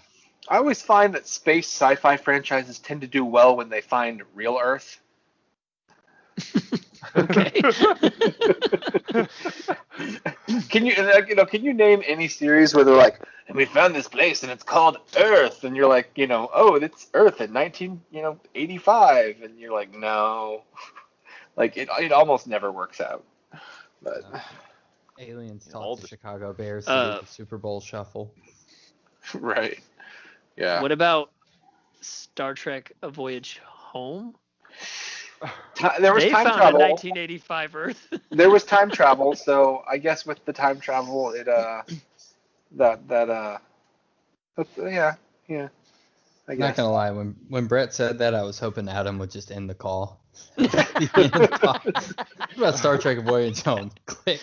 So, online reactions to this, Mark Hamill posted, I think it was yesterday, he just like said something on Twitter. It was like, anybody see any good TV lately? Like, you son of a. Yeah. He also he bragged right a day or two after it happened and just said which I guess were 2 days after it came out, so that would be a sure bet. But he said Not 3. Yeah, he said it was insane that they kept it secret for over a year, and he was so proud of everyone that helped, and he was, Yeah, big it's crazy. Yeah. I mean, and I even remember seeing something about like him visiting the set, like about like how amazed he was at the technology, and he visited the set for a day because it was so cool. And I'm like, well, of course, because like George Lucas has visited the set, and why wouldn't Luke visit the set? Because like that's just cool. Like they're not gonna have old Luke in Mandalorian because he's just too old. Like it doesn't register. Damn them. Mm-hmm. But I thought it was a good way to end the season. And everyone seemed to have a very emotional reaction seeing Luke return. So I wouldn't say I was emotional, but it was look, good. I'm not crying. You're crying, Brett. Okay. I just wish they'd had Patrick Stewart and they could have argued about whether it was tomato or tomato. I mean, look, for me, this is like what I always wanted to see as a kid. Like I wanted to see what happened to Luke afterwards. I wanted to see Luke as like the fully realized Jedi. Like what does he do next? And not like tit milk drinking Luke. Yeah, I mean, look, my main complaint with the sequel trilogy, because I loved, what was going on with Daisy Ridley and with Adam Driver, and like most of the new characters I really liked. My main complaint was just Luke. Yeah, like he's not the guy that is like, is my apprentice maybe going to be evil? I think I'll kill him. Like that's just never who that guy is. So, How well did we really know Luke, though? Well, apparently not very well. But I know Luke, sir, and I know Luke. Well, he's like 23 in Return of the Jedi, right? Like it's really. So like what happened to Anakin so this in is 5 minutes? This shit can turn fast, man. So this is, I mean, and this is maybe it's partly colored by the EU as well, but like in the EU, Luke has a wife, right? Mara Jade was the Emperor's hand, and they go back and forth. She tries to kill him, and eventually she joins the Jedi, and they marry and all that. Anyway, Luke's nephew kills her, and instead of hunting him down, he swears off vengeance and says he's not going to do it, and he just he's at peace with it, and he doesn't do it, and then his niece goes and kills him, so someone else does it, but basically he's the guy who even when someone killed his wife, he was like, you know what, I'm not going to give in to that. So I don't know. That's just my 30-second hot take. Well, that's the EU, so that It doesn't is, count. yeah, it is. It is. It's not it's. I know. Now, It now did- blue milk. That's my now, Skywalker. Now Seeing murderous him- blue milk drinking Skywalker is canon. The blue milk is. I mean, the blue milk is fun. I'm not gonna lie. I don't mind the blue milk. It's so stupid. It's so stupid. But seeing him just destroy those super bots, those dark troopers, was just it felt very EU, because he gets just so ridiculously powerful in the EU, because essentially what we've been told is that Anakin and Luke are the two most powerful Force users ever, and Anakin got cut down before he really was able to harness and train it all, and Luke gets to do that. I don't know if I believe that, even from what we've seen.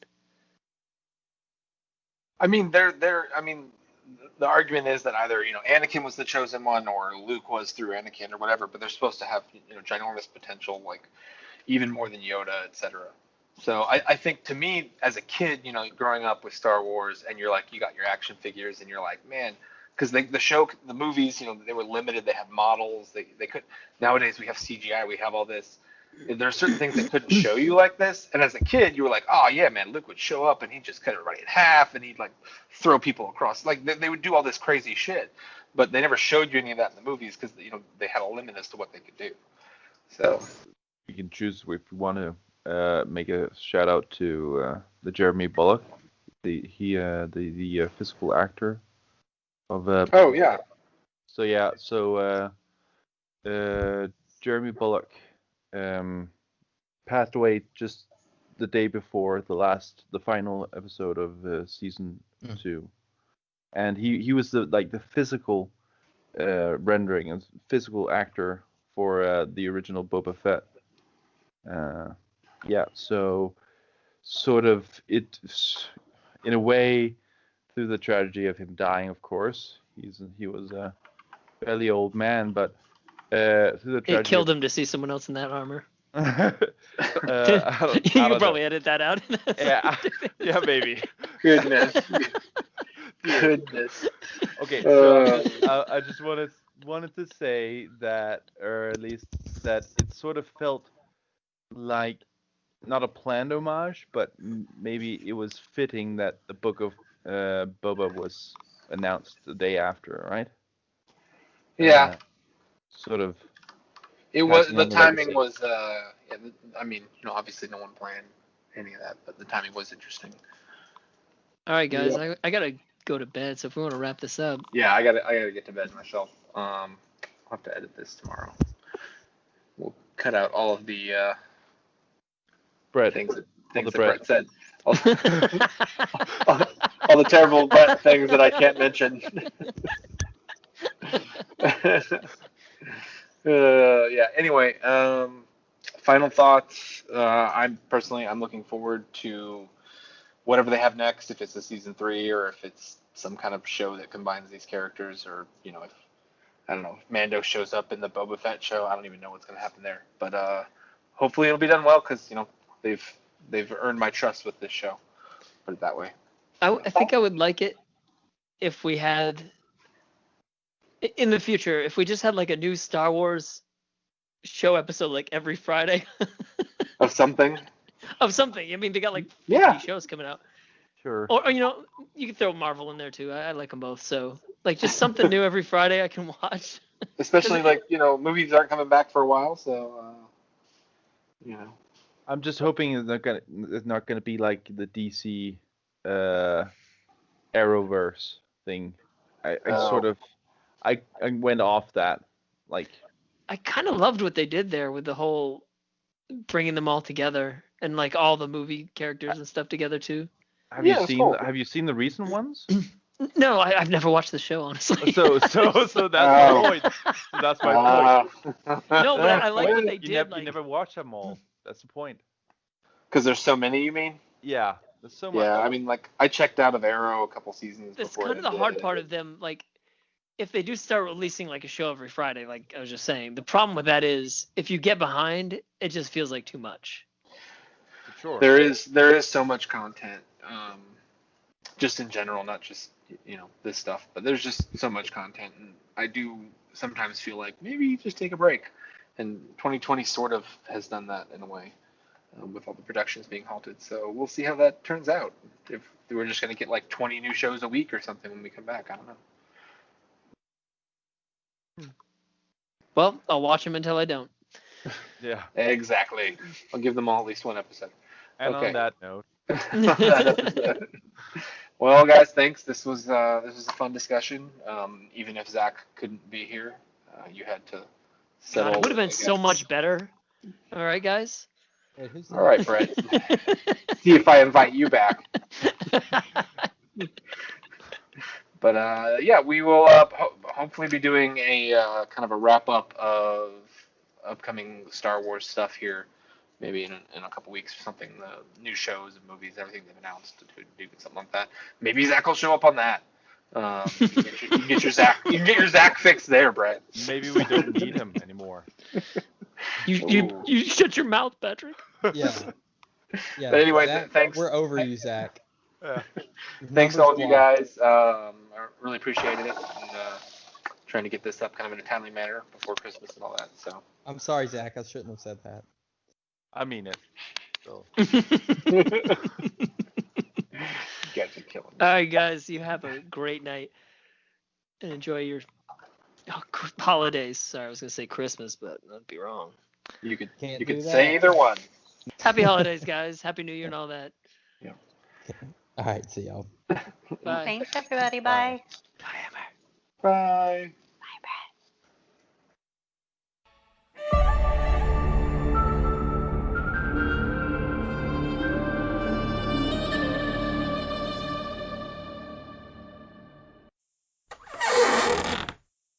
Speaking of this opens like the theory part of the discussion, I suppose. But like, there's always these like Mace Windu lives like conspiracies.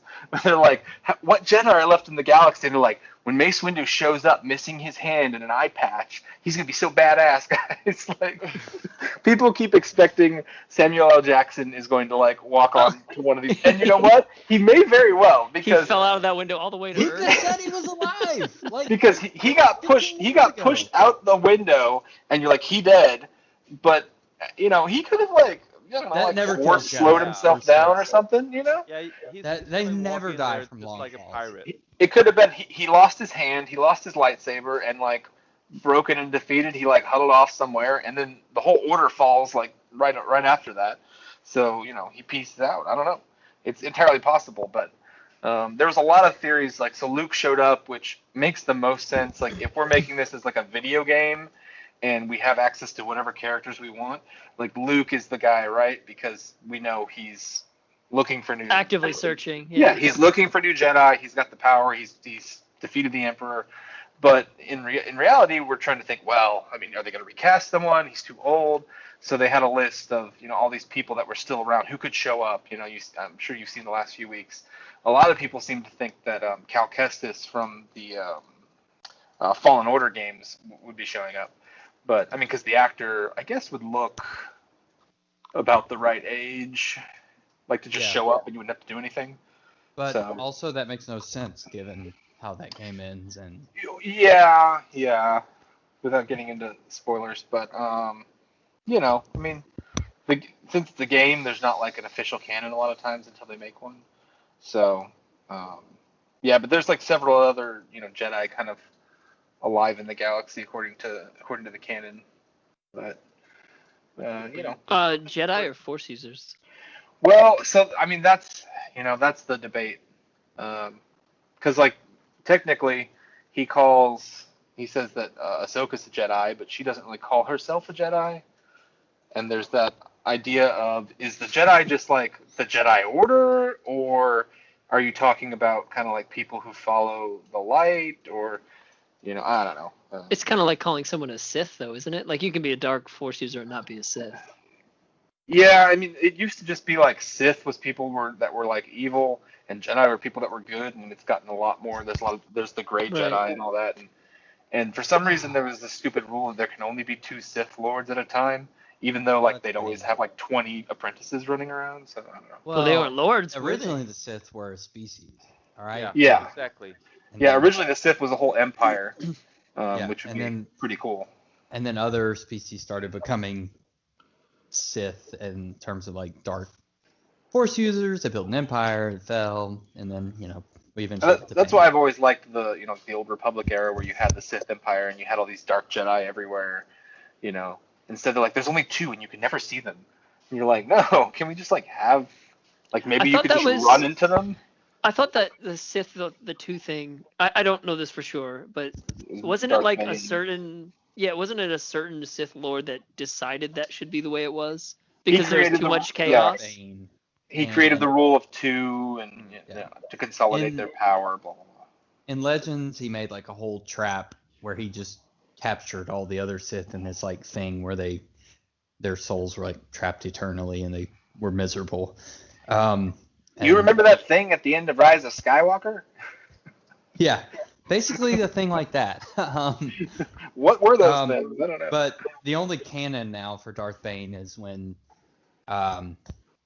Yoda sees him in Clone Wars, but I mean he mentions that Bane founded the rule of 2 in Clone Wars, so that's still canon. We just don't know how. Yeah, so I mean they have options open if they wanted to, mess with that, which this is all like getting like, unnecessarily, I guess, complex. I don't know. I think this is sort of how Lucas used to do it, where like, oh, we have the EU and we have the movies and everything's canon until I just decide differently. And I think Disney's going to get there. I mean, if they want to ignore something from Rebels or Clone Wars, like they'll just do it. Even though that's part of the quote unquote canon. Like if it doesn't fit at some point, they're just going to say, that doesn't really work for whatever reason. So I don't know. Yes, but I think the I'm rule of excited 2 is for- pretty safe. Oh yeah. I mean that's established. I'm excited for Thrawn. Oh, Thrawn. So Thrawn's Yeah. going to be in this Ahsoka show, I'm assuming, right? Yeah, definitely. But yeah. In any case. Have you read the books, Patrick, or are you just going off the Rebels show? No. I haven't read the Heir to the Empire trilogy. I The read- original one? Yeah, but I read the Clone Wars story where they go to the outer rim and like out in outer, like further out than that, and they meet Thrawn and his species there, and The Chiss? the Chiss. They play a lot of meet- chess. They meet them there, and then everything goes completely fucked, and then basically Thrawn is the only one who escapes, and then so that's basically foreshadowing for the whole thing. He basically ends up first having contact with the Republic, and then ending up being, part of the Empire later on. Yeah. So yeah, I love the character, and especially in that one, you really see how alien he is in his Yeah, the new mindset. Thrawn the new Thrawn books are really good. The new ones, like from a few years ago. Yeah. They have the same writer, so Yeah, I read the yeah, original James- Thrawn trilogy, but I haven't read the new ones. James Luceno, is that his name? what? What? Timothy You Zahn? mean Timothy Zahn. He's on. Oh wow. Yeah. The guy I'm thinking of wrote He wrote Yeah. Who is that you're thinking of? James Luceno is his name. He wrote Dark Lord. He wrote the Darth Plagueis book, but that is Legends. No longer canon, yeah. That's Yeah. still. I think that's still a good book, even if you can. It say, is Oh, good. it doesn't apply. It's still a really good book. He wrote the Tarkin book. That I is mean, canon. there's obviously a ton of books in like the Star Wars library, Legends and canon and all that. Yeah. And I think even a lot of the older EU stuff still holds up pretty well. Mm. Even if you could say it's just, an alternate story or whatever, they're fun. But I mean, I was one of those people that when they did the sequel trilogy, like I was really hoping like it would be Thrawn or something, but Mm. it's fine. Kevin, explain to us, as the resident hater of this show, that you said you'd never watch another Star Wars show again, right? That's what you said.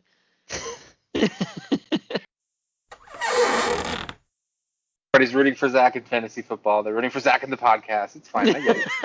No, I get it. It's fine. Can I just have one nice thing? I'm fine. I lost every fucking matchup this weekend. It's fine. It's fine. I know, isn't that the worst when you have like multiple teams in the playoffs and you're like, I just want one team to win so I can play one more week.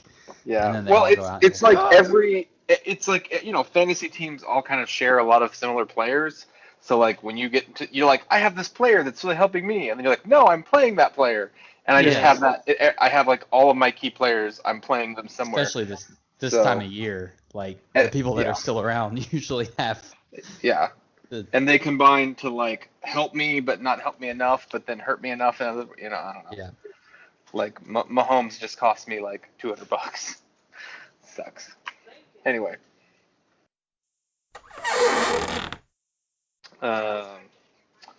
Yeah, I thought Zach was gonna be here tonight, so. So you prepared nothing.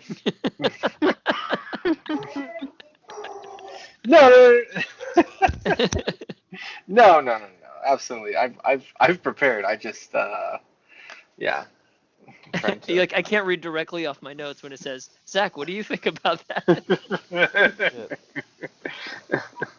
I did have a plan with Zach, which is all right. I mean, I'm good, but you guys seem to not be super excited. Listen, now. if it doesn't work, we'll talk again. I'm It's good to like, go. Let's go. I'm excited to maybe talk we'll about get it. I Zach- just Okay, maybe good. we'll get Zach if if this one fails.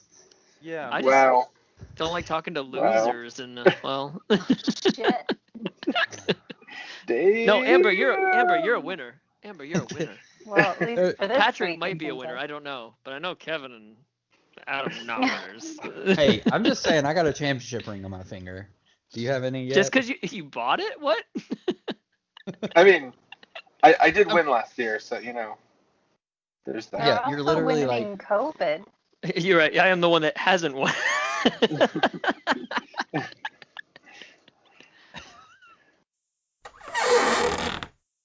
What's the missile on the back of Boba Fett? That It's thing. a missile. Boba missiles? Everything has a special name in Star Wars, but I don't think that has a special name. Adam, Zach would have known that. That's why he needs to be here. Fuck you, Brett. You need to say yes. This is how I said we're gonna do this. I'm gonna cut this, and no one's gonna realize.